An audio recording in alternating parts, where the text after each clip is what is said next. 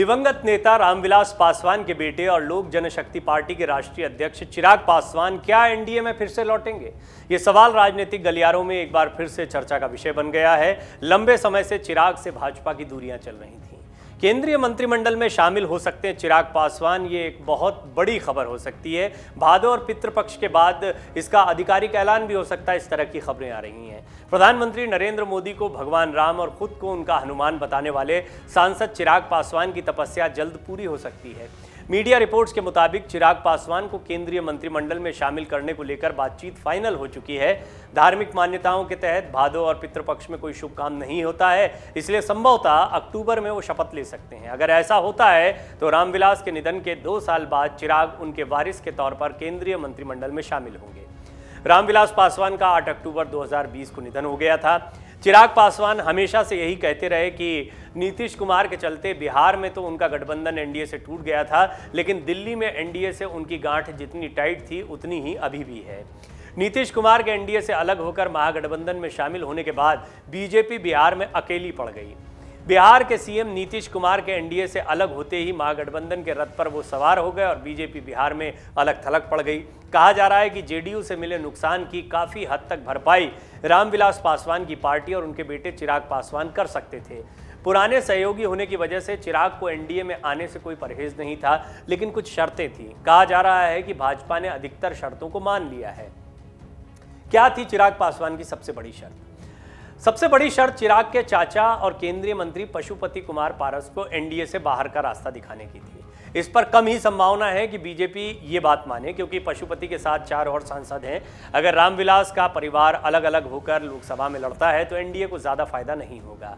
BJP चिराग को इस पर बना सकती है। हालांकि इस पर बात बनी है या नहीं, दोनों तरफ की सीनियर लीडरशिप इस पर कुछ नहीं बोल रहे हैं कि क्या चिराग पासवान और पशुपति के बीच में कोई समझौता करवाया जाएगा, क्या इन दोनों को लेकर बीजेपी या एनडीए की कुछ अलग सोच रहेगी, ये तो खैर आने वाला समय बताएगा।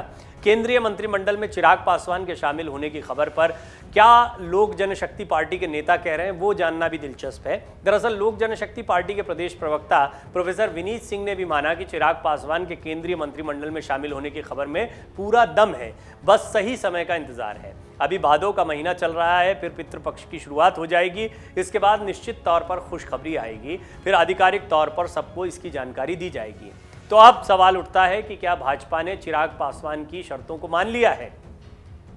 पार्टी प्रवक्ताओं का क्या कहना है वो बताते हैं। चिराग पासवान ने जिन शर्तों को भाजपा के सामने रखा था वो आज भी कायम है। 95% बातों को भाजपा की ओर से मान लिया गया, सिर्फ 5% ही बाकी हैं। पेच सिर्फ एनडीए गठबंधन में शामिल केंद्रीय मंत्री चाचा पशुपति कुमार पारस को लेकर फंसा हुआ है। इन्हें इस गठबंधन से बाहर का रास्ता दिखाना ही होगा, क्योंकि इन्होंने न सिर्फ लोजपा को तोड़ा बल्कि परिवार का भी बंटवारा कर दिया। ये बात अभी भी कह रही है लोक जनशक्ति पार्टी का वो हिस्सा जो चिराग पासवान के साथ में है। 2024 के लोकसभा चुनाव के लिए तैयारी कर रहे हैं तमाम राजनीतिक दल, और बिहार में तो बीजेपी को खास तैयारी करनी है। चुनाव को ध्यान में रखते हुए हर पार्टी अपने हिसाब से प्लान तैयार करती है।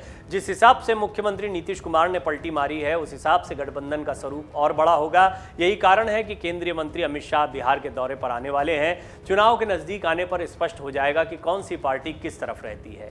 बिहार में बीजेपी के लिए चिराग इतने अहम क्यों हैं, ये जानना भी जरूरी है।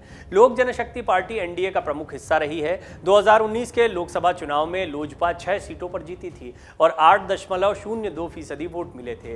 रामविलास पासवान बिहार के 6% पासवान वोटों के साथ साथ दलितों के सबसे बड़े चेहरे थे। 8 अक्टूबर 2020 को उनका निधन हो गया था। इसी दौरान बिहार में विधानसभा चुनाव शुरू हो गए। एनडीए से अलग होकर चिराग पासवान ने चुनाव लड़ा। उन्होंने सीधे घोषणा कर दी कि वो नीतीश के साथ चुनाव नहीं लड़ सकते, मोदी से कोई बैर नहीं है। चुनाव के बाद लोजपा में भी बगावत हो गई। चुनाव के बाद लोक जनशक्ति पार्टी में बगावत हो गई। 4 सांसदों को लेकर रामविलास पासवान के भाई पशुपति कुमार पारस केंद्रीय मंत्री बन गए। चिराग ने अलग पार्टी लोक जनशक्ति पार्टी बना ली थी, लेकिन चिराग बीजेपी के लिए सबसे अहम रहे। इसकी 2 प्रमुख वजह हैं। 14 जिलों में पासवान जाति की आबादी ज्यादा है और रामविलास पासवान का यहाँ अच्छा असर माना जाता है, लिहाजा उनके बेटे होने के नाते चिराग पासवान का भी अच्छा असर है।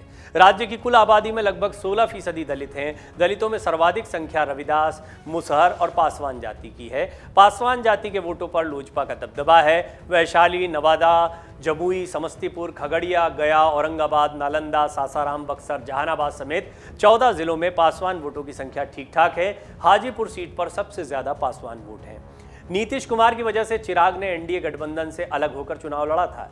चिराग एक जमाने में अपने पिता द्वारा बनाई गई पार्टी लोक जनशक्ति पार्टी के राष्ट्रीय अध्यक्ष और उसके संसदीय दल के नेता हुआ करते थे। 2020 में बिहार में हुए विधानसभा चुनाव में अपने आप को मोदी का हनुमान बताते हुए नीतीश कुमार की वजह से चिराग ने एनडीए गठबंधन से अलग होकर चुनाव लड़ा और बुरी तरह से हार गए थे।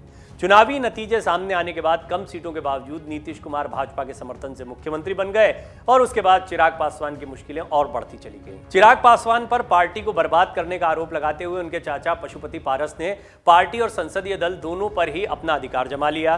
पारस गुट को ही लोकसभा में असली लोजपा के रूप में मान्यता मिली और वर्तमान में पशुपति पारस एनडीए के घटक दल के नेता के तौर पर मोदी सरकार में मंत्री हैं। हालांकि चुनाव आयोग के फैसले के बाद पशुपति पारस और चिराग पासवान दोनों के राजनीतिक दल का नाम बदल गया है। केंद्रीय मंत्री पशुपति पारस वर्तमान में राष्ट्रीय लोक जनशक्ति पार्टी के राष्ट्रीय अध्यक्ष हैं। वहीं चिराग पासवान ने अपनी नई पार्टी का नाम लोक जनशक्ति पार्टी रखा है। डाउनलोड करें अमर उजाला ऐप और पाएं खबरें लगातार।